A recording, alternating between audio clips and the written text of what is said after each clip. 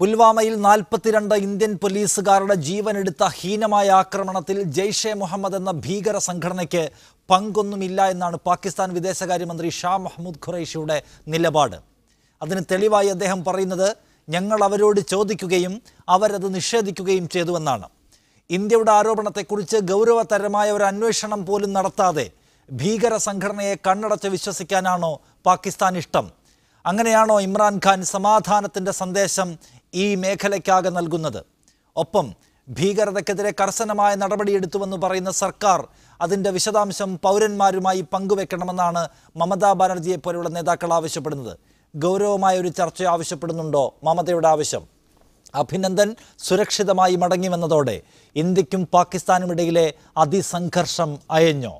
ഇത് പരിശോധിക്കുകയാണ് ഇന്ന് സ്പെഷ്യൽ എഡിഷൻ. നമ്മോടൊപ്പമുള്ളത് നയതന്ത്ര വിദഗ്ധനായ ടി.പി. ശ്രീനിവാസൻ, ജന്മഭൂമി ദിനപത്രത്തിൻ്റെ മുൻ എഡിറ്റർ ശ്രീ KVS ഹരിദാസ്, ഒപ്പം ആം ആദ്മി പാർട്ടി നേതാവ് CR നീലകണ്ഠൻ എന്നിവർ. ആദ്യം ശ്രീ ടി.പി. ശ്രീനിവാസൻ, നോക്കൂ, സമാധാനത്തിനാണ് ഞങ്ങൾ എപ്പോഴും പ്രാമുഖ്യം കൊടുക്കുന്നത്.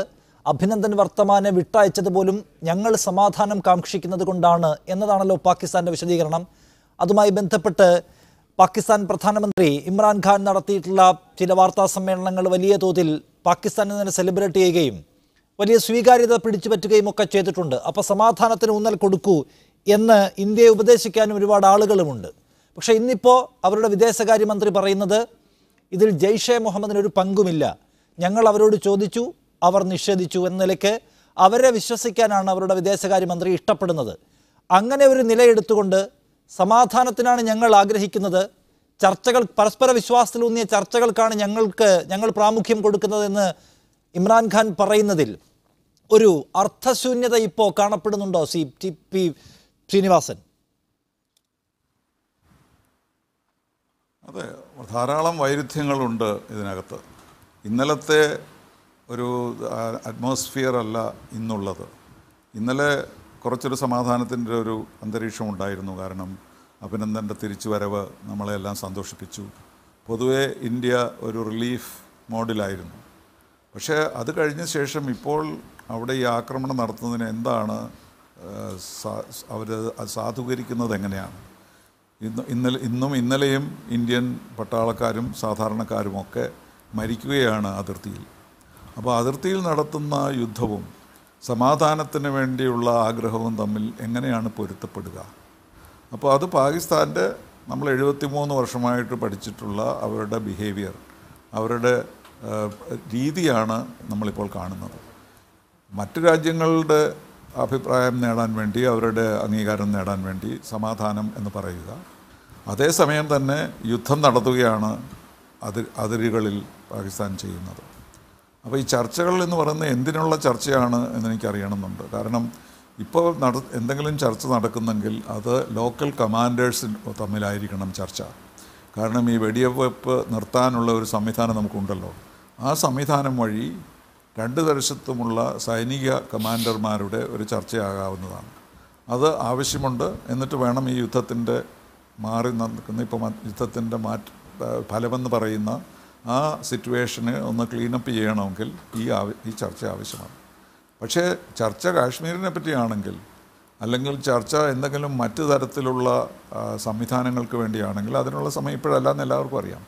ഇന്ത്യയെ സംബന്ധിച്ചിടത്തോളം ഇപ്പോൾ പ്രധാനമായിട്ടുള്ളത് ലോകത്തിൻ്റെ തന്നെ ഒരു മാൻഡേറ്റ് നമുക്ക് കിട്ടിയിരിക്കുകയാണ്. ഇതുവരെ ഉള്ള പോലെയല്ല. ഇതുവരെയുള്ള പോലെ നമ്മൾ ക്രോസ് ബോർഡർ ടെററിസത്തിനെ എതിർക്കുന്ന ഒരു രാജ്യം, പാകിസ്ഥാനെതിരായിട്ട് നിൽക്കുന്ന ഒരു രാജ്യം എന്ന മട്ടിലാണ് ഇന്ത്യയെ മറ്റു രാജ്യങ്ങൾ കണ്ടിരുന്നത്. പക്ഷേ ഇപ്പോൾ നമ്മളൊരു പുതിയ ഒരു ഇൻഹെറിറ്റൻസ് കിട്ടിയിരിക്കുകയാണ്. കാരണം വാർ ഓൺ ടെറർ എന്ന് പറയുന്ന അമേരിക്കക്കാർ തുടങ്ങി വെച്ച ആ യുദ്ധത്തിൻ്റെ നേതൃത്വം ഒരു തരത്തിൽ സിംബോളിക്കായിട്ടെങ്കിലും ഇന്ത്യക്ക് വന്നിരിക്കുകയാണ്. അതാണ് ഈ രാജ്യങ്ങളെല്ലാം നമ്മളെ പിന്താങ്ങുന്നതിൻ്റെ രഹസ്യം. ക്രോസ് ബോർഡർ ടെററിസത്തിനും അല്ലെങ്കിൽ പാകിസ്ഥാനും എതിരായിട്ടുള്ള സമരം മാത്രമാണിതെങ്കിൽ നമുക്ക് അങ്ങനെയുള്ള ഒരു പിന്തുണ ലഭിക്കുകയില്ല. ഇപ്പോൾ അവർക്ക് വിശ്വാസമുണ്ട്, ഇന്ന് ഭീകരവാദത്തിനെതിരായി ശക്തിയായി നിൽക്കാൻ തയ്യാറുള്ള, അതിന് കഴിവുള്ള ഒരു രാജ്യം ഇന്ത്യയാണ്. കാരണം അമേരിക്കയ്ക്ക് അഫ്ഗാനിസ്ഥാനിൽ നിന്ന് പിൻവാങ്ങണം, സിറിയയിൽ നിന്ന് പിൻവാങ്ങണം. അപ്പോൾ ഈ നേതൃത്വം ആരുടെയിലാണ്? അപ്പോൾ ആ നേതൃത്വം നേടുന്ന ഒരു രാജ്യമായിട്ടാണ് അവർ നമ്മളെ കാണാൻ തുടങ്ങിയിരിക്കുന്നത്. അപ്പോൾ അവർ നമ്മൾ വഞ്ചിക്കുകയായിരിക്കും ഇപ്പോൾ നമ്മൾ പാകിസ്ഥാനുമായിട്ട് ചർച്ചയ്ക്ക് പോയാൽ. കാരണം നമുക്ക് തന്നിട്ടുള്ള നിർദ്ദേശം അല്ലെങ്കിൽ അവരുടെ ആഗ്രഹം നമ്മൾ ഭീകരവാദത്തെ അവസാനിപ്പിക്കാനുള്ള എന്തൊക്കെ നടപടികൾ എടുക്കണമോ അതെടുക്കണം എന്നാണ്. ഓക്കെ, അത് വളരെ പ്രധാനപ്പെട്ട കാര്യമാണ്. ഞാനൊരു കാര്യം കൂടി ചോദിക്കുന്നത്, പാകിസ്ഥാൻ ഇപ്പോൾ പൊതുവെ സ്വീകരിക്കപ്പെട്ട ഒരു നയം സ്വീകരിച്ചുവല്ലോ, സമാധാനമാണ് ആഗ്രഹിക്കുന്നത്, സമാധാനത്തിൻ്റെ സൂചനയാണ് അഭിനന്ദൻ വർത്തമാനം നൽകുന്നതിലൂടെ ഞങ്ങൾ മുന്നോട്ട് വയ്ക്കുന്നത് എന്ന് പറഞ്ഞ് അന്താരാഷ്ട്ര സമൂഹത്തിന് മുൻപിൽ ഞങ്ങൾ സമാധാനവാദികളാണെന്ന ഒരു ഇമേജ് ഉണ്ടാക്കുക എന്ന ആഗ്രഹവും അവർക്കുണ്ടായിരിക്കുമല്ലോ. ഈ പ്രത്യേക ഘട്ടത്തിൽ യുദ്ധം അവരാഗ്രഹിക്കുന്നില്ല എന്ന് അവർ ആവർത്തിച്ച് പറയുകയും ചെയ്യുന്നുണ്ട്. കാരണം യുദ്ധം അവരെ വിനാശത്തിലേക്കായിരിക്കും കൊണ്ടുപോവുക എന്ന കാര്യത്തിൽ തർക്കമില്ല. ഒരു ലഘുയുദ്ധം പോലും നടത്താനുള്ള സാമ്പത്തിക ശേഷിയും അവർക്കില്ല. നിശ്ചയമായും അവർക്കതിൽ നിന്ന് വിട്ടു നിൽക്കേണ്ടതുണ്ട്. അങ്ങനെ ഇരിക്കെ മറുവശത്തുകൂടി ഇങ്ങനെ അതിർത്തിയിൽ ഒരു കലുഷ സാഹചര്യം ഉണ്ടാക്കിക്കൊണ്ടേയിരിക്കുക എന്നത് ആ രാജ്യത്തിൻ്റെ ഒരു സ്ട്രാറ്റജിക് എറർ എന്ന നിലക്കാണോ താങ്കൾ കാണുന്നത്? അതോ അവർ നിർബന്ധമായും ചെയ്തു പോരുന്ന ഒരു കാര്യം ആവർത്തിക്കാതിരിക്കാൻ അവർക്ക് കഴിയില്ല എന്നാണോ? അല്ല, അത് രണ്ടുമുണ്ട്. അവരുടെ ഒരു രീതിയാണ് അത്. യുദ്ധം ഒരു വശത്തും സമാധാനം മറ്റൊരു വശത്തും എന്നുള്ള ഒരു മുദ്രാവാക്യം അവർ പണ്ടും ഉയർത്തിയിട്ടുണ്ടല്ലോ. നമ്മളെപ്പോഴും അത് തന്നെയാണ്. വാജ്പേയിയാണ് ആദ്യമായിട്ട് പറഞ്ഞത് നമുക്ക് യുദ്ധവും സമാധാനവും കൂടെ ഒരേ സമയത്ത് സാധ്യമല്ല, ഒന്നുകിൽ യുദ്ധമാകാം അല്ലെങ്കിൽ സമാധാനമാകാം എന്നാണ് അദ്ദേഹം അന്നേ പറഞ്ഞിരുന്നത്. അത് നമ്മുടെ ഒരു സ്ഥിരമായ ഒരു നയമാണ്. അതുതന്നെയാണ് ഡോക്ടർ മൻമോഹൻ സിംഗും ഒക്കെ തുടർന്നിരുന്നത്. അപ്പോൾ അതുകൊണ്ട് ഇപ്പോൾ നമുക്ക് ഡിസൈസീവായിട്ട് ഈ ഭീകരവാദത്തിന് ഇല്ലാതാക്കാനുള്ള ശക്തിയും മാൻഡേറ്റും ലഭിച്ചിട്ടുണ്ട് എന്നുള്ളതാണ് പ്രധാനം. അതുകൊണ്ടാണ് ഇമ്രാൻഖാൻ ഇങ്ങനെ വഴി തിരിച്ചു വിടാനുള്ള ശ്രമം. നമ്മൾ ചർച്ചയ്ക്ക് പോകില്ല എന്ന് അവർക്ക് അറിയുകയും ചെയ്യാം. അതുപോലെ അഭിനന്ദൻ്റെ കാര്യത്തിൽ എന്ത് സംശയമാണുള്ളത്? അവർക്ക് അദ്ദേഹത്തിനെ വിട്ടുതരാതെ യാതൊരു മാർഗ്ഗവും ഉണ്ടായിരുന്നില്ലല്ലോ. കുറച്ച് ദിവസം കൂടെ വയ്ക്കാമായിരിക്കാം, അദ്ദേഹം ഉപദ്രവിക്കാമായിരിക്കാം എന്നുള്ളതൊക്കെ ശരിയാണ്. പക്ഷേ ഒരു ദിവസം അല്ലെങ്കിൽ മറ്റൊരു ദിവസം തിരിച്ചു തരേണ്ടതാണ്. അദ്ദേഹത്തിനെ നല്ലതുപോലെ സംരക്ഷിക്കേണ്ട ആവശ്യമാണ്. ആവശ്യങ്ങളെല്ലാം ലോക നിയമങ്ങളാണ്. അത് അനുസരിക്കുക എന്നുള്ളത് മാത്രമാണ് പാകിസ്ഥാൻ ചെയ്തത്. അത് ശരി, അതിന് നമുക്ക് സന്തോഷം, അതിന് നന്ദി. പക്ഷേ അതിനപ്പുറത്തേക്ക് സമാധാനം എന്നുള്ളൊരു പേരും പറഞ്ഞുകൊണ്ട് അതിർത്തിയിൽ യുദ്ധം നടത്തുകയും ഭീകരവാദികളെ പ്രേരിപ്പിക്കുകയും ചെയ്യുന്ന ഒരു നയം നമുക്കൊരിക്കലും അംഗീകരിക്കാൻ സാധിക്കില്ല. അത് എക്സ്പോസ് ചെയ്യപ്പെടുക തന്നെ ചെയ്യും. അങ്ങനെ ചെയ്തുകൊണ്ടിരിക്കുകയാണെന്നാണ് താങ്കൾ ചൂണ്ടിക്കാണിക്കുന്നത്. ശ്രീ KVS ഹരിദാസ്, ഇവിടെ ഇന്നിപ്പോൾ ഈ ഷാ മുഹമ്മദ് ഖുറൈഷി പറയുന്ന, അവരുടെ വിദേശകാര്യമന്ത്രി പറയുന്ന കാര്യം, ബലാക്കോട്ടിൽ ഒരു അറ്റാക്ക് നടത്തി ഞങ്ങളുടെ ഏരിയയിൽ നിന്ന് തീവ്രവാദികളെ കൊന്നു എന്നാണ് ഇന്ത്യ പറയുന്നത്. അത് ആ നാട്ടിലെ ആളുകൾ പോലും വിശ്വസിക്കുന്നില്ല എന്ന പ്രശ്നമാണ് ഇപ്പോൾ ഇന്ത്യൻ ഗവൺമെൻറ് നേരിടുന്നത് എന്നാണ് അദ്ദേഹം പറഞ്ഞ ഒരു കാര്യം.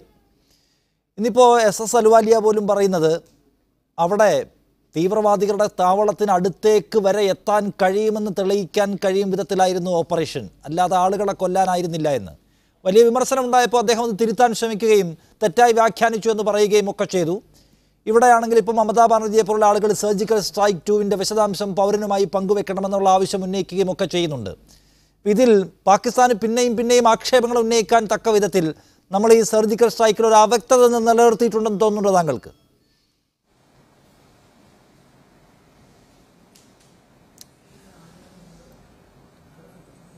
ഒരു കാര്യം വ്യക്തമാണ്, അവിടെ നടന്ന അറ്റാക്കിനെ കുറിച്ച് പാകിസ്ഥാൻ വല്ലാതെ ഭയപ്പെട്ടിട്ടുണ്ട്. നമ്മൾ കാണേണ്ടത്, ഇപ്പോൾ പാകിസ്ഥാന്റെ വിദേശകാര്യമന്ത്രിയാണ് നിങ്ങൾ ഉദ്ധരിച്ചത്. പാകിസ്ഥാന്റെ പാർലമെന്റിൽ അവിടുത്തെ റെയിൽവേ മന്ത്രി നടത്തിയ ഒരു പ്രസംഗത്തിന്റെ ക്ലിപ്പ് ലോകം മുഴുവൻ ഇന്ന് പ്രചരിക്കുന്നുണ്ട്. അതിൽ അദ്ദേഹം എന്താ പറഞ്ഞത്? ഇന്ത്യയുടെ സൈന്യം വന്ന് നമ്മളെ എന്താ പറയാ, ആ ജെയ്ഷെ മുഹമ്മദ് തലവനെ സാബ് എന്ന് വിളിച്ചുകൊണ്ട് അവരുടെ കേന്ദ്രങ്ങൾ തകർത്തിരിക്കുന്നു, നമുക്ക് നോക്കി നിൽക്കാനല്ലേ പറ്റുള്ളൂ എന്ന് പറയുന്ന ആ പ്രസംഗം ഇന്ന് സമൂഹ മാധ്യമങ്ങളിൽ വളരെ പ്രചരിക്കുന്നുണ്ട്. അത് പാകിസ്ഥാൻ പാർലമെന്റിൽ നടത്തിയിട്ടുള്ള പ്രസംഗമാണ്. ഇന്നിപ്പോൾ ഇന്ത്യൻ എക്സ്പ്രസിൽ ഒരു വാർത്ത, ഇന്ത്യൻ എക്സ്പ്രസും ടൈംസ് ഓഫ് ഇന്ത്യ ആ വാർത്ത കൊടുത്തിട്ടുണ്ട്, വേറൊരു വാർത്ത, അവിടെ നടന്ന ആക്രമണങ്ങളെക്കുറിച്ചുള്ള ചില സൂചനകൾ. അതിൽ തന്നെ നമ്മുടെ മാധ്യമങ്ങളും നമ്മുടെ നേതാക്കന്മാരും പലരും ഉദ്ധരിച്ചിരുന്നത് അൽ ജസീറയുടെയും അതുപോലെ പാകിസ്ഥാനിലെ ചില മാധ്യമങ്ങളുടെയും വാർത്തകളാണ്. അതല്ലാതെ ആ ഓൺ ദ സ്പോട്ടിൽ നിന്നുള്ള വാർത്തകൾ ഇതുവരെ അടുത്ത കാലത്തൊന്നും നമ്മൾ കണ്ടിട്ടില്ല. പക്ഷെ ഈ ഭീകരാക്രമണം ഉണ്ടായതിന്റെ പിറ്റേന്ന് നിന്ന്, അല്ലെങ്കിൽ നമ്മൾ നടത്തിയ ആക്രമണത്തിന്റെ പിറ്റേന്ന് നിന്ന് അവിടുത്തെ ചില ഇസ്ലാമാബാദിലുള്ള വിദേശ പ്രതിനിധികളുടെ ട്വീറ്റുകളുണ്ടായിരുന്നു. അവർ ആ പരിസരവുമായി ബന്ധപ്പെട്ടിട്ട് ആക്രമണത്തിന് ശേഷം അവിടെ നടന്ന സംഭവങ്ങളുടെ ഒരു രൂപരേഖ അതിൽ വ്യക്തമാണ്.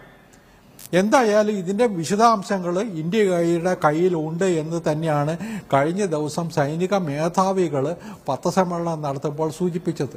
ഓക്കെ, സരിദാസ്, ആ കാര്യത്തിൽ ഇപ്പൊ നമ്മുടെ സൈന്യത്തെ വിശ്വസിക്കുക എന്ന ബാധ്യത നമുക്കുണ്ട്, അതിൽ തർക്കമില്ല, അതിൽ നിന്ന് വ്യതിചലിക്കുന്നുമില്ല. പക്ഷേ ഇവിടെ കേന്ദ്രമന്ത്രി തന്നെ പറയുകയാണ്, കൊല്ലുക എന്നത് ഞങ്ങളുടെ ഉദ്യമമായിരുന്നില്ല, ഭീകരകേന്ദ്രത്തിന് തൊട്ടടുത്ത് വരെ വരാൻ ഞങ്ങൾക്ക് കഴിയുമെന്ന് തെളിയിക്കുകയായിരുന്നു ഉദ്ദേശമെന്ന്. അപ്പോൾ അദ്ദേഹം തന്നെ പറയുകയാണ്, അങ്ങനെ ഒരു ഓപ്പറേഷനകത്തെ അവ്യക്തത അദ്ദേഹം ആദ്യം പുറത്തു കൊണ്ടുവരികയാണ് ചെയ്യുന്നത്. സർക്കാർ എവിടെയെങ്കിലും ഒരിടത്ത് പറഞ്ഞിട്ടില്ല ഇത്ര നമ്പർ ഓഫ് ആളുകളെ കൊന്നിട്ടുണ്ട് എന്ന്. പക്ഷേ മാധ്യമങ്ങളുടെ വിവിധങ്ങളായ കണക്കുകൾ സർക്കാർ സോഴ്സസിനെ ഉദ്ധരിച്ചു കൊണ്ടുവരികയാണ്. സർക്കാരിൻ്റെ ഏതെങ്കിലും ഒരു കേന്ദ്രം അതിൽ വ്യക്തത വരുത്താൻ തയ്യാറായിട്ടില്ല. സൈന്യത്തിന് പരിപൂർണമായ സ്വാതന്ത്ര്യം ഇക്കാര്യത്തിൽ കൊടുത്തിട്ടുണ്ട് എന്നാണ് സർക്കാരിൻ്റെ വാദം. സൈന്യം പറയുന്നതിൻ്റെ വിശദാംശങ്ങൾ പുറത്തുവിടണമോ വേണ്ടയോ എന്ന് തീരുമാനിക്കേണ്ടത് രാഷ്ട്രീയ നേതൃത്വമാണ് എന്ന്. അപ്പോൾ ഒരു സങ്കീർണത, ഒരു അവ്യക്തത അവിടെ നിലനിൽക്കുന്നുണ്ട് എന്നത് പാകിസ്ഥാന് വേഗം ഉപയോഗപ്പെടുത്താൻ കഴിയുന്നവയാണല്ലോ. അപ്പോൾ നമുക്കൊരു വ്യക്തതയിലേക്ക് പോകുന്നതിന് മറ്റെന്തെങ്കിലും തടസ്സം ഇപ്പോഴുണ്ടോ?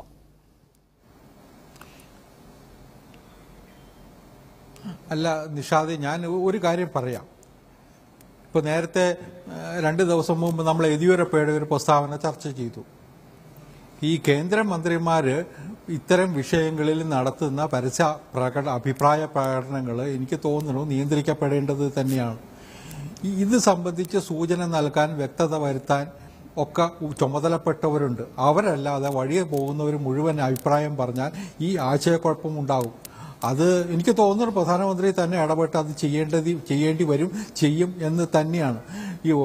ഈ എല്ലാവരുടെയും മുമ്പിൽ മൈക്കുമായിട്ട് ചെല്ലുന്ന സമയത്ത് എല്ലാത്തിനെക്കുറിച്ചും അഭിപ്രായം പറഞ്ഞോളണം എന്ന് വിചാരിക്കുന്ന നേതാക്കന്മാരുള്ളപ്പോഴാണ് ഇത്തരം ആശയക്കുഴപ്പങ്ങൾ ഉണ്ടാകുന്നത്. അത് ഈ BJP മന്ത്രിമാർ ശ്രദ്ധിക്കേണ്ടി വരും, ശ്രദ്ധിച്ചേ പറ്റുള്ളൂ എന്നുള്ള അഭിപ്രായക്കാരനാണ് ഞാൻ. രണ്ടാമത്തെ കാര്യം, ഈ വിഷയത്തിൽ കാര്യങ്ങൾ പുറത്തു കൊണ്ടുവരേണ്ടതുണ്ട്. ആദ്യത്തെ സർജിക്കൽ സ്ട്രൈക്ക് കഴിഞ്ഞപ്പോഴും ഇത്തരം ആശയക്കുഴപ്പമുണ്ടായിരുന്നു. അവസാനം തെളിവ് എവിടെയെന്ന് ചോദിച്ച പ്രതിപക്ഷ നേതാക്കന്മാരെ നമ്മളന്ന് കണ്ടിട്ടുണ്ട്. ഗവൺമെന്റ് തെളിവുമായിട്ട് ഒരു ഘട്ടത്തിൽ പുറത്തു വന്നു. എനിക്ക് തോന്നുന്നു അതിനൊരു സമയമുണ്ട്. അത് ബോധ്യപ്പെടുത്തേണ്ട സമയത്ത് ഗവൺമെന്റ് ചെയ്യും. അത് ഗവൺമെന്റിന്റെയും കൂടി ചുമതലയാണ്. ഇത് ചെയ്യുന്നത് ഡിഫൻസ് ഫോഴ്സസ് ആണെങ്കിലും ഇത് ജനങ്ങളെ ബോധ്യപ്പെടുത്തേണ്ട ചുമതല ഈ ഗവൺമെന്റിനുണ്ട്. അത് ചെയ്യും എന്ന് തന്നെ വിചാരിക്കുന്ന ഒരാളാണ് ഞാൻ.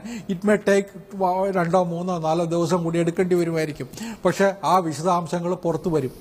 ഇന്നത്തെ ഞാൻ കണ്ട വാർത്തയിൽ ഞാൻ മനസ്സിലാക്കുന്നത് റോയുടെയും മറ്റു ഉദ്യോഗസ്ഥന്മാർ ഇരുന്നിട്ട് ഇത് സംബന്ധിച്ചുള്ള ചില വിശകലനങ്ങളും പഠനങ്ങളും ഒക്കെ നടത്തിയിട്ടുണ്ട്.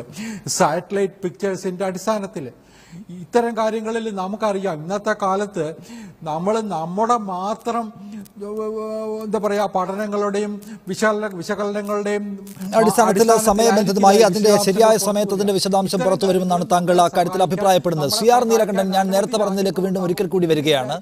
പാകിസ്ഥാൻ വിദേശകാര്യമന്ത്രി പറയുന്നത് അവിടുത്തെ ആളുകൾ പോലും വിശ്വസിക്കുന്നില്ല സർക്കാർ ഈ പറയുന്ന ബലാക്കോട്ട് സർജിക്കൽ സ്ട്രൈക്കിനെ കുറിച്ച് എന്നാണ്.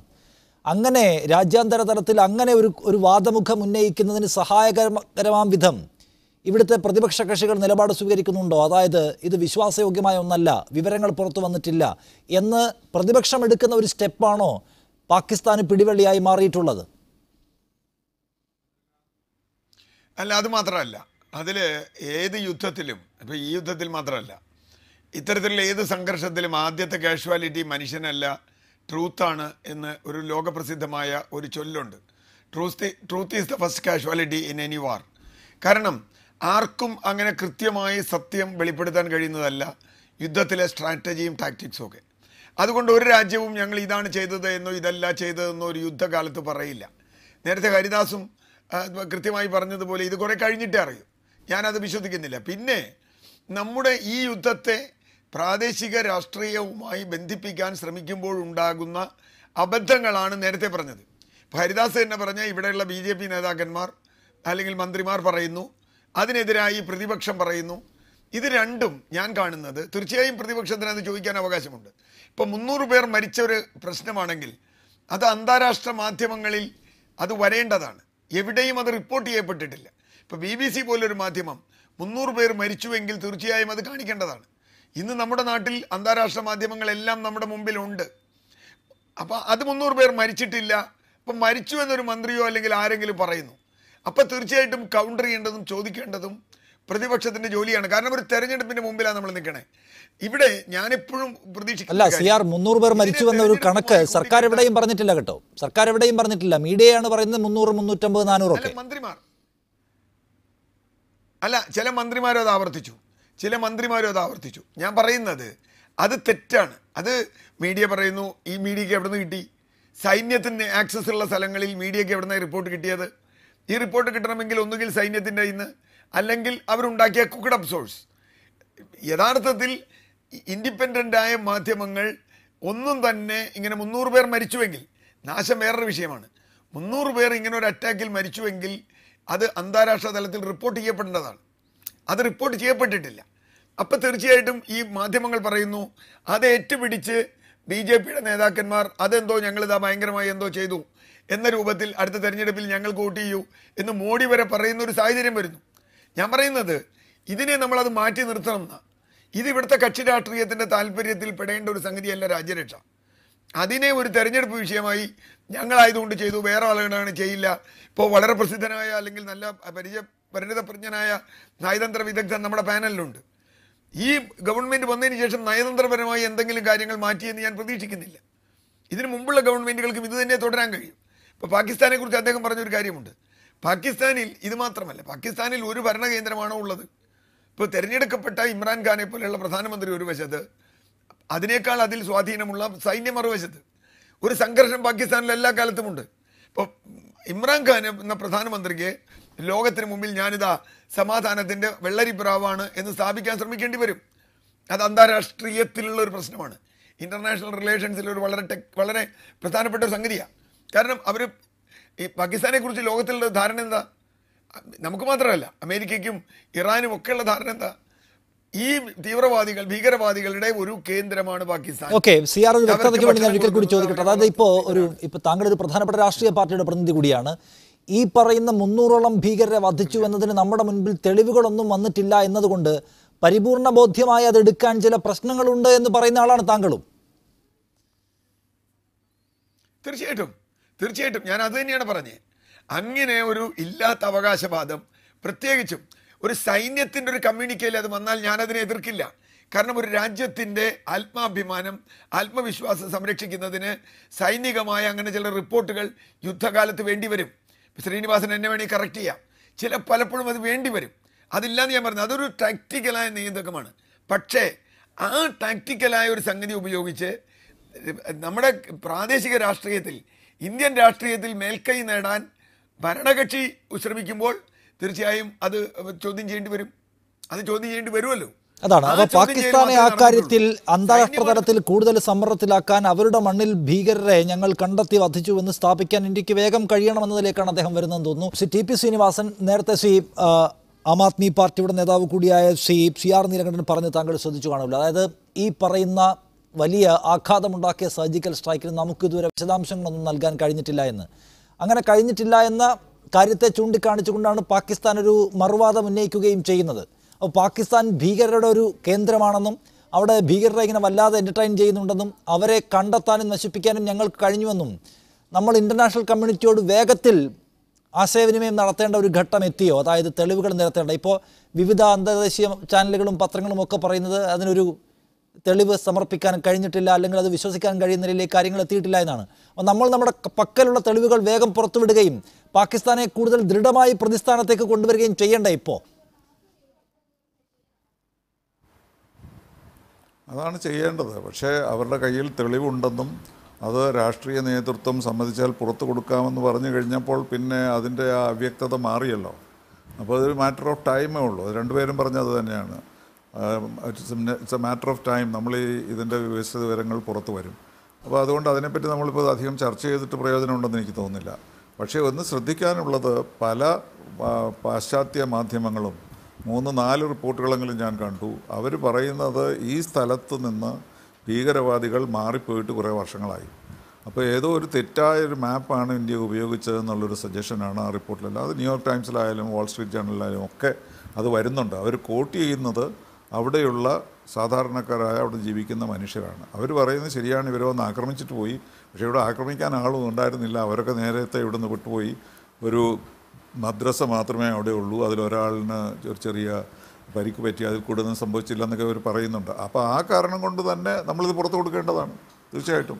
കാരണം അല്ലെങ്കിൽ അങ്ങനെ ഒരു വിശ്വാസം നമ്മുടെ സാമൂഹിക മാധ്യമങ്ങളിലും മറ്റും നടക്കുന്നുണ്ടെന്നുള്ള കാര്യം നമ്മൾ ഓർക്കണം. അപ്പോൾ അതുകൊണ്ട് കഴിയുന്നതും വേഗം ഈ വിവരങ്ങൾ പുറത്തു കൊടുക്കുന്നതാണ് ഇന്ത്യക്ക്. അല്ല, ഈ കാര്യത്തിൽ താങ്കൾ എങ്ങനെയാണ് കാണുന്നത് ടി പി ശ്രീനിവാസൻ? ഇവിടെ ഇപ്പോൾ എന്നെ വിമർശിക്കുക അല്ലെങ്കിൽ ഈ നാടിനെ സർക്കാരിനെ വിമർശിക്കുക എന്നത് രാജ്യവിമർശനത്തിൻ്റെ ഒരു തലത്തിലേക്ക് കൊണ്ടുവരാൻ നരേന്ദ്രമോദിയും അദ്ദേഹത്തിൻ്റെ അനുയായികളും ശ്രമിക്കുന്നുണ്ട്.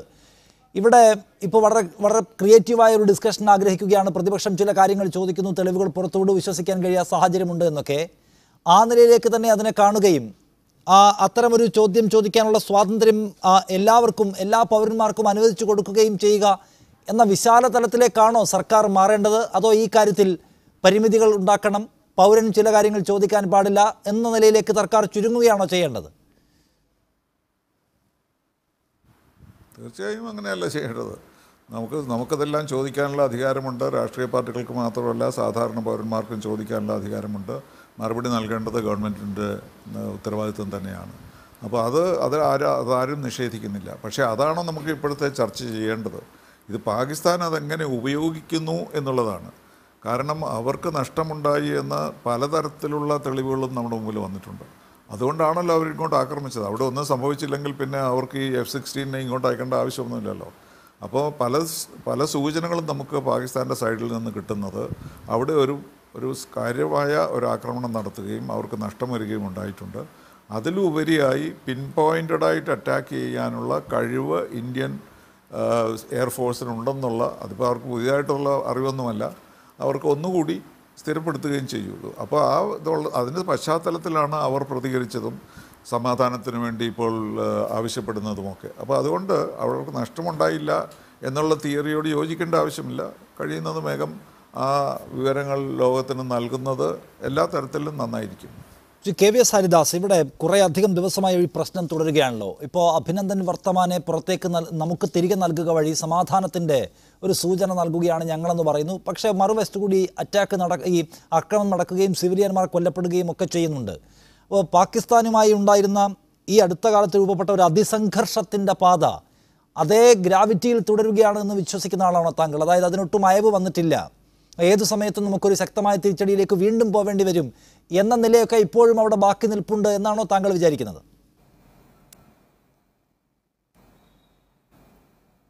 നിഷാദെ, അതിനു മുമ്പ് CRO ഉന്നയിച്ച ആ ഒരു വിഷയത്തിൽ ഒരു വിശദീകരണം കൂടി വേണ്ടതുണ്ടെന്ന് എനിക്ക് തോന്നുന്നു. ഈ ഭീകരാക്രമണം നമ്മൾ അവിടെ നടത്തിയ വ്യോമാക്രമണത്തിന് ശേഷം പാകിസ്ഥാൻ ഡിഫൻസ് ഒഫീഷ്യൽസും സർക്കാർ അധികൃതരും ഇസ്ലാമാബാദിലുള്ള വിദേശ മാധ്യമ പ്രതിനിധികളോട് കാര്യം പറഞ്ഞിരുന്നു. They will be taken to the spot. അവരോട് റെഡിയായിരിക്കാൻ പറഞ്ഞു. പിറ്റേ ദിവസം നമ്മൾ ട്വിറ്ററിലും മറ്റും അവരുടെ പ്രതികരണങ്ങൾ കണ്ടതാ. ഇന്നേ വരെ പാകിസ്ഥാന് അവിടേക്ക് ഇവരെ കൊണ്ടുപോകാൻ സാധിച്ചിട്ടില്ല. അല്ലെങ്കിൽ ഓരോ കാരണം പറഞ്ഞ് അവരത് മാറ്റിവെക്കുകയാണ് ഉണ്ടായത്. ഇസ്ലാമാബാദിലുള്ള വിദേശ മാധ്യമ പ്രവർത്തകരെ ഈ സ്പോട്ടിൽ കൊണ്ടുപോയി കാണിച്ചിരുന്നുവെങ്കിൽ പാകിസ്ഥാന് മുഖം രക്ഷിക്കാമായിരുന്നല്ലോ. എന്തുകൊണ്ടാണ് പാകിസ്ഥാൻ ഇതുവരെ അതിന് തയ്യാറാവാത്തത്? സാധാരണ നിലയ്ക്ക് അവിടെ യാതൊന്നും സംഭവിച്ചിട്ടില്ലെങ്കിൽ യാതൊരു സംശയവുമില്ല, ഏത് വിധേനയും മാധ്യമ പ്രവർത്തകരെയും കൊണ്ട് പാകിസ്ഥാൻ അവിടേക്ക് പോകുമായിരുന്നു എന്ന് കരുതാനാണ് ഞാൻ ആഗ്രഹിക്കുന്നത്.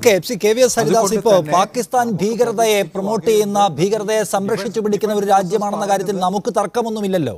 പക്ഷേ നോക്കൂ, നമ്മൾ പറയുന്ന ഈ വലിയ തോതിലുള്ള ഒരു ആഘാതമേൽപ്പിക്കലിന് വസ്തുതാപരമായ പിൻബലമുണ്ട് എന്ന് അന്തർദേശീയ മാധ്യമങ്ങളൊന്നും റിപ്പോർട്ട് ചെയ്ത് കണ്ടിട്ടില്ല.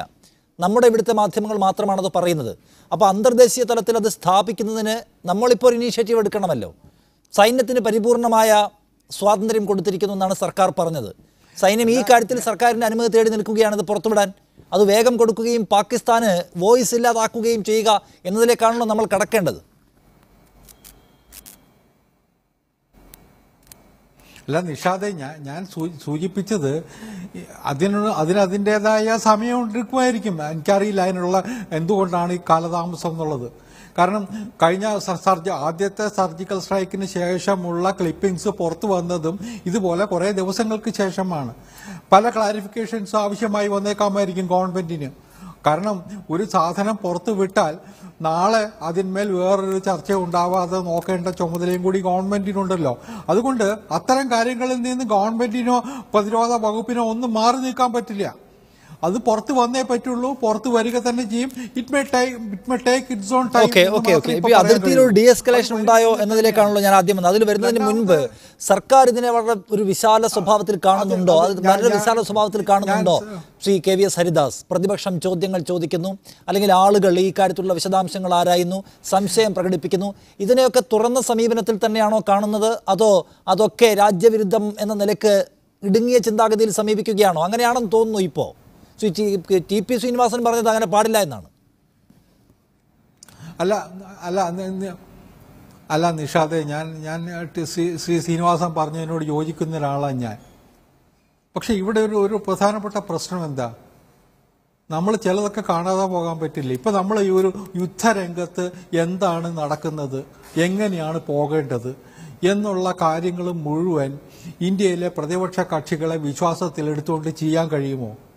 ഏതെങ്കിലും ഒരു കാലത്ത് ഏതെങ്കിലും ഗവൺമെന്റിന് പ്രതിപക്ഷ കക്ഷി നേതാക്കന്മാരെ വിളിച്ചിരുത്തി ചർച്ച ചെയ്തിട്ട് നാളെ യുദ്ധരംഗത്ത് ഇന്നതാ ചെയ്യാൻ പോകുന്നത് എന്ന് പറഞ്ഞ് പഠിപ്പിക്കാൻ കഴിയുമോ? അവിടെ നടക്കുന്ന ഓരോ സംഭവ വികാസങ്ങളും ജനങ്ങളെ ബ്രീഫ് ചെയ്യാനുള്ള ഒരു സംവിധാനം ഗവൺമെന്റ് ഉണ്ടാക്കുന്നുണ്ട്. അത് കഴിഞ്ഞ ദിവസങ്ങളിൽ കണ്ടു. നമ്മളിവിടെ ഒരു കാര്യം ശ്രദ്ധിക്കേണ്ട ഒരു കാര്യം, ഇന്ത്യ ഒരിക്കലും പാകിസ്ഥാനോട് യുദ്ധം പ്രഖ്യാപിച്ചിട്ടില്ല. ഇന്ത്യ ആകെ ചെയ്തതെന്താ, പുൽവാമയിലെ ഭീകരാക്രമണത്തിന് ശേഷം അതിന് നേതൃത്വം നൽകിയവരെന്ന് പറയുന്ന പ്രസ്ഥാനത്തിന്റെ കേന്ദ്രങ്ങളെ തകർക്കാനുള്ള ഒരു ശ്രമമാണ് നടത്തിയത്. അതല്ലാതെ പാകിസ്ഥാനെ ആക്രമിക്കാൻ നമ്മൾ ഒരിക്കലും പദ്ധതിയിട്ടിട്ടില്ല, തീരുമാനമെടുത്തിട്ടില്ല, യുദ്ധം പ്രഖ്യാപിച്ചിട്ടുമില്ല. പക്ഷെ പാകിസ്ഥാന്റെ മണ്ണിൽ നിന്ന് നമ്മുടെ നേരെ അത്തരത്തിലുള്ള ചില സൂചനകൾ കാണുന്നുണ്ട്. അങ്ങനെ വരുന്ന സമയത്ത് നമുക്ക് കൈയും കെട്ടി നോക്കിയിരിക്കാൻ കഴിയില്ല എന്നൊരു യാഥാർത്ഥ്യവുമുണ്ട്. അത് നമ്മൾ കണ്ണടച്ചിട്ട് കാര്യമില്ല. നമുക്ക് നേരെ തോക്ക് ചൂണ്ടുന്ന സമയത്ത് നമ്മൾ അവിടെ ഒരു ഗാന്ധിയൻ തത്വചിന്തയ്ക്കൊന്നും പ്രസക്തിയില്ല. സൈനികമായ നടപടികൾക്ക് അതിൻ്റെതായ നടപടിക്രമങ്ങൾ ഉണ്ടാവാം, അതിന്റെ രഹസ്യ സ്വഭാവവും ഒക്കെ ഉണ്ട്, അതിൽ തർക്കമില്ല. ശ്രീ KVS ഹരിദാസ്, ഇവിടെ നോക്കൂ, ഇപ്പോൾ നടത്തിയിട്ടുള്ള ഈ സർജിക്കൽ സ്ട്രൈക്കും പാകിസ്ഥാന്റെ ഏകപക്ഷീയമായ ആക്രമണങ്ങൾക്കെതിരായിട്ടുള്ള നമ്മുടെ പ്രതിരോധവുമൊക്കെ ഒരു സൈനിക നടപടിയാണ്. സത്യത്തിൽ സൈന്യം അവരുടെ ജോലി ചെയ്യുന്നു എന്ന നിലക്കാണല്ലോ അതിനെ പ്രാഥമികമായി എടുക്കേണ്ടത്. പക്ഷേ രാഷ്ട്രീയമായി ഉപയോഗിക്കാനുള്ള ശ്രമം BJPയുടെ നേതൃത്വത്തിൽ പലതവണയായി നടക്കുന്നത് നമ്മൾ കണ്ടു. ഇന്നിപ്പോൾ അമിത്ഷാ പ്രസംഗിക്കുന്നത് പോലും പാകിസ്ഥാന്റെ മുഖത്ത് നോക്കി ദൃഢമായി കാര്യങ്ങൾ പറയാൻ ശേഷിയില്ലാത്ത ആളാണ് ഈ രാഹുൽ ഗാന്ധി എന്ന നിലയ്ക്ക്. ഈ വിഷയം പ്രധാനപ്പെട്ട വിഷയമായും തങ്ങളുടെ ക്രെഡിറ്റായും അവതരിപ്പിക്കാൻ ഉള്ള പണിയെടുത്തുകൊണ്ടിരിക്കുകയാണ്. അങ്ങനെ നിങ്ങൾ അതിനെ രാഷ്ട്രീയമായി ഉപയോഗിക്കുമ്പോൾ നിങ്ങൾക്ക് സുരക്ഷാ കാര്യങ്ങളിലടക്കമുണ്ടായിട്ടുള്ള വീഴ്ച രാഷ്ട്രീയ വിമർശനമായി തന്നെ തിരികെ ഉന്നയിക്കാനുള്ള സ്വാതന്ത്ര്യം അവർക്ക് കൂടി കൊടുക്കണ്ടേ?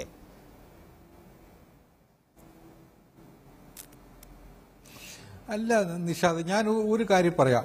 ഈ തെരഞ്ഞെടുപ്പ് ഈ പറയുന്ന സൈനിക നടപടികളിൽ വലിയൊരു തിരിച്ചടി നേരിട്ടാൽ അത് സൈന്യത്തിന് മാത്രമുള്ള തിരിച്ചടിയാണോ? ഇന്ത്യയുടെ രാഷ്ട്രീയ നേതൃത്വം അതിന് ഉത്തരം പറയേണ്ടി വരില്ലേ? സംശയമുണ്ടോ? ചൈനീസ് വാറിന് ശേഷം പണ്ഡിറ്റ് നെഹ്റു അനുഭവിച്ച വേദന, കൃഷ്ണമേനോൻ അനുഭവിച്ച വിഷമങ്ങൾ രാജ്യം കണ്ടതല്ലേ? ഒരു യുദ്ധത്തിൽ പരാജയവും വിജയവും ഉണ്ടാകാം, അല്ലെങ്കിൽ ഒരു സൈനിക നടപടിയിൽ തിരിച്ചടിയും ഉണ്ടാവാം, മുന്നേറ്റവും ഉണ്ടാകാം. പക്ഷെ അവിടെ തിരിച്ചടി ഉണ്ടായാൽ അതിന്റെ പ്രത്യാഘാതം ഭരണ നേതൃത്വത്തിന് നേരിടേണ്ടി വരും, യാതൊരു സംശയമില്ല. ഇന്ത്യയെ പോലുള്ളൊരു രാജ്യത്ത് അത് ചർച്ച ചെയ്യപ്പെടുകയും ചെയ്യും. അതേ സമയത്ത് അതിന്റെ പേരിലുണ്ടാകാവുന്ന നേട്ടങ്ങൾ അത് മുഴുവൻ രാജ്യത്തിനും അവകാശപ്പെട്ടതാണ്, ഭരണകൂടത്തിന് മാത്രമല്ല. അതിന്റെ ഭരണകൂടത്തിന്റെ തലപ്പത്തുള്ളവര് ആ കാര്യം ഉയർത്തി കാണിക്കുന്നതിനൊപ്പം തന്നെ അത് ഉയർത്തി കാണിക്കാൻ പ്രതിപക്ഷത്തുള്ളവർക്കും അവകാശമുണ്ട്. അത് നരേന്ദ്രമോദിയുടെ മാത്രം അവകാശമല്ല, ഇന്ത്യയുടെ അവകാശമാണ്. അത് ഉയർത്തി കാണിക്കാനുള്ള അവകാശം എല്ലാവർക്കും ഉണ്ട്. അത് ചെയ്തോട്ടെ.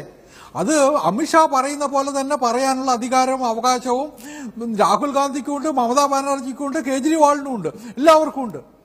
അതിനകത്ത് കുറ്റം പറയേണ്ട കാര്യമില്ല എന്നാണ് എന്റെ നിലപാട്. ഓക്കെ അതാണ് അത് അദ്ദേഹം ആ സമീപനം സ്വീകരിക്കുകയാണ്. CR നീലകണ്ഠൻ, അപ്പൊ ആ നിലയ്ക്ക് ഇത് ഈ തെരഞ്ഞെടുപ്പിലെ ഒരു അതിപ്രധാനമായ വിഷയമായി തെരഞ്ഞെടുപ്പ് വിഷയമായി വരികയാണ്. നിങ്ങൾക്കും അതിനെ ആ നിലയ്ക്ക് എടുക്കേണ്ടി വരികയും അതിൽ വിമർശനാത്മകമായ ഘടകങ്ങൾ കൂട്ടിച്ചേർത്ത് പോർമുന വലുതാക്കുകയും ചെയ്യേണ്ടി വരും എന്ന് തന്നെയാണോ നിങ്ങൾ മനസ്സിലാക്കുന്നത്? ക്രെഡിറ്റ് ഏറ്റെടുക്കാൻ ശ്രമിക്കും, വീഴ്ചയുടെ ഉത്തരവാദിത്വം ഏൽക്കുമെന്ന് പറയുമ്പോൾ വീഴ്ചകൾ ചൂണ്ടിക്കാണിക്കാനും അതൊരു പ്രധാനപ്പെട്ട രാഷ്ട്രീയ ആയുധമാക്കാനുമുള്ള പണി നിങ്ങളും എടുക്കേണ്ടി വരും. അപ്പൊ ഇതാണ് ഇനി കേൾക്കാൻ പോകുന്നത് ഈ നാട് മുഴുവൻ ഈ തെരഞ്ഞെടുപ്പ് കാലത്ത് എന്നാണോ മനസ്സിലാക്കേണ്ടത്? നിഷാദെ, അത് തന്നെയാണ് അതിന്റെ പ്രശ്നവും.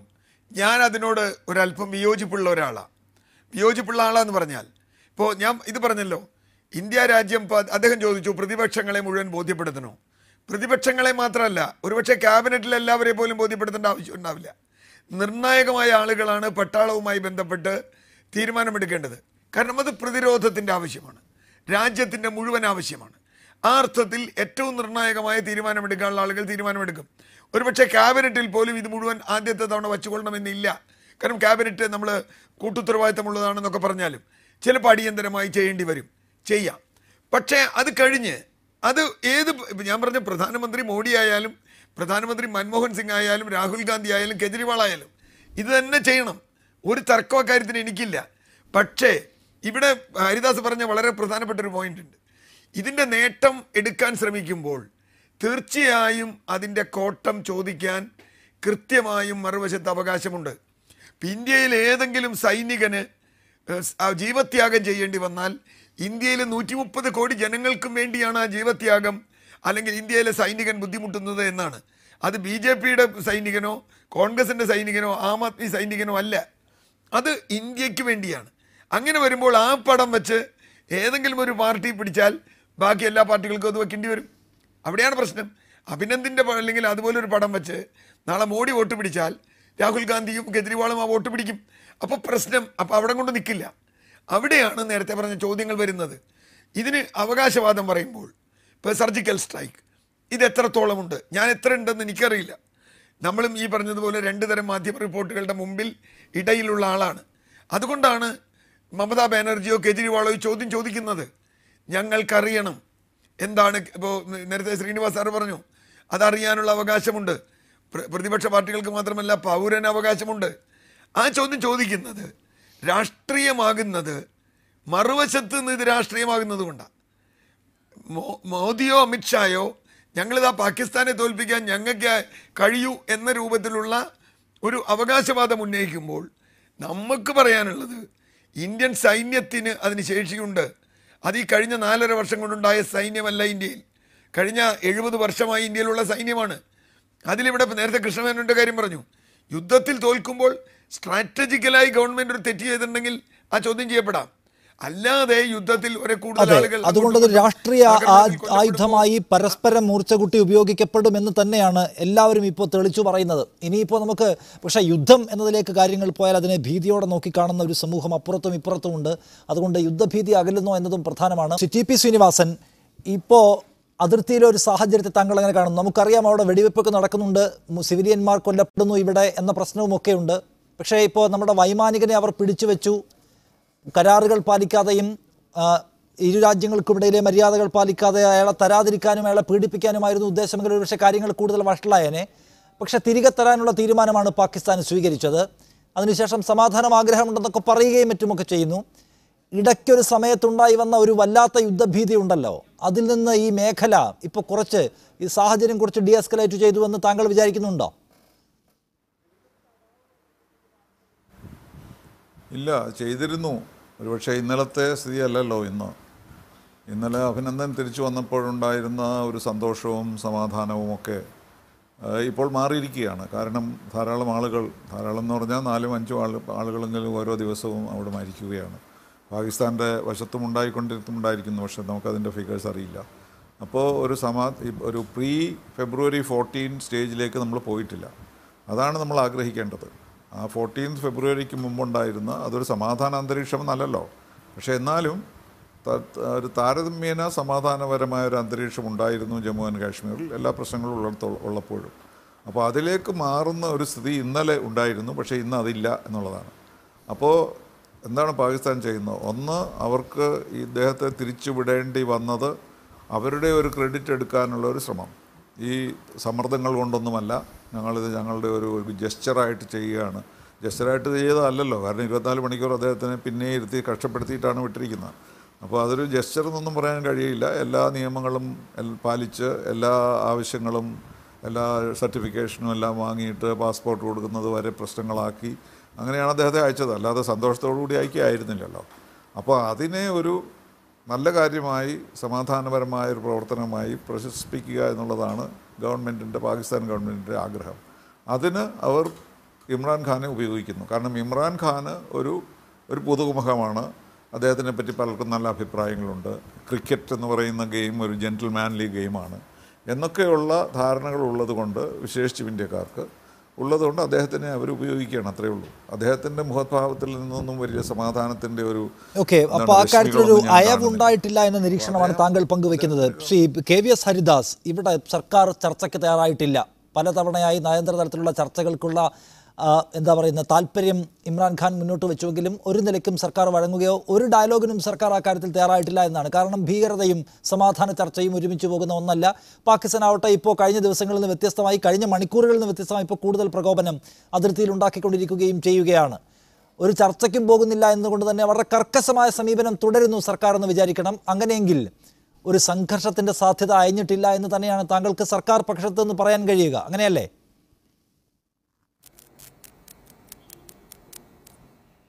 അല്ല, പാകിസ്ഥാനുമായിട്ട് എന്ത് പറഞ്ഞിട്ടാണ് നമ്മൾ ചർച്ചയ്ക്ക് പോവുക? ഇത്തരം ഒരു സാഹചര്യത്തിൽ ഇമ്രാൻഖാൻ എന്ത് ഉറപ്പാണ് നമുക്ക് നൽകാൻ പറ്റുക? ഇന്ന് തന്നെ പാകിസ്ഥാന്റെ വിദേശകാര്യമന്ത്രി പറഞ്ഞത് നമ്മൾ കേട്ടില്ലേ?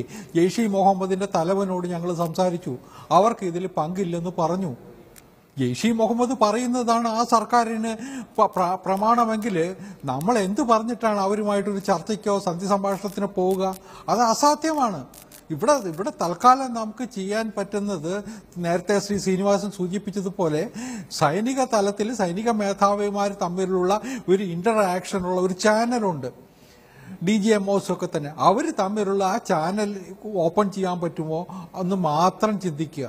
അതല്ലാതെ വേറൊരു ഓപ്ഷൻ എനിക്ക് തോന്നുന്നില്ല നയതന്ത്ര തലത്തിൽ എന്തെങ്കിലും ചെയ്യാൻ പറ്റുമെന്ന്. അത് പ്രതീക്ഷിക്കാനുള്ള സമയമായിട്ടില്ല. അതാണ് ആ കാര്യത്തിൽ താങ്കൾക്ക് മുന്നോട്ട് വെക്കാനുള്ള സാധ്യത. പരിപൂർണമായ ഒരു സമാധാനത്തിന്റെ വഴിയിലേക്ക് പോകാൻ കഴിയും വിധം പാകിസ്ഥാൻ ഇടപെടാത്തത്തോളം കാലം സമാധാനം അവിടെ പുനഃസ്ഥാപിക്കപ്പെടുക പ്രയാസമാണെന്ന്. അവസാനമായി ശ്രീ CR നീലകണ്ഠൻ, സകല പരിതസ്ഥിതികളെയും കൂടിച്ചേർത്ത് വെച്ചുകൊണ്ട് താങ്കളുടെ അഭിപ്രായം പറയൂ. സാഹചര്യം കൂടുതൽ മോശമാകാനുള്ള, കൂടുതൽ കനപ്പെട്ട വാർത്തകൾ വരാനുള്ള സാധ്യതയെ കാണുന്നുണ്ടോ താങ്കൾ? ഞാൻ ഒരു കാലത്തും, ഞാൻ നല്ല ലോകത്തിൽ സാധാരണ മനുഷ്യരാരും യുദ്ധത്തിൽ ഒരു എസ്കലേഷൻ പോലും ആഗ്രഹിക്കുന്നില്ല. കാരണം മനുഷ്യൻ്റെ ജീവനാണ്, സമ്പത്താണ് നഷ്ടപ്പെടുന്നത്. പക്ഷേ ഇപ്പോഴത്തെ ഒരു സ്ഥിതിയിൽ നമുക്ക് പൂർണ്ണമായും ഒരു എസ്കലേഷൻ്റെ സാധ്യതയില്ല എന്ന് പറയാൻ പറ്റില്ല. അത് ഒഴിവാക്കേണ്ടതാണ്. നേരത്തെ പറഞ്ഞതുപോലെ നയതന്ത്രമാണെങ്കിൽ, സൈനിക തന്ത്രമാണെങ്കിൽ, വേറെ ഏത് തരത്തിലാണെങ്കിലും. കാരണം അത് ഇപ്പോൾ നേരത്തെ ഇന്ത്യയിൽ ഇന്ന് 3 സിവിലിയൻസാണ് മരിച്ചത്. സിവിലിയൻസ് മരിക്കുന്നത്, പട്ടാളക്കാർ മരിക്കുന്നത് മനുഷ്യരാണ്.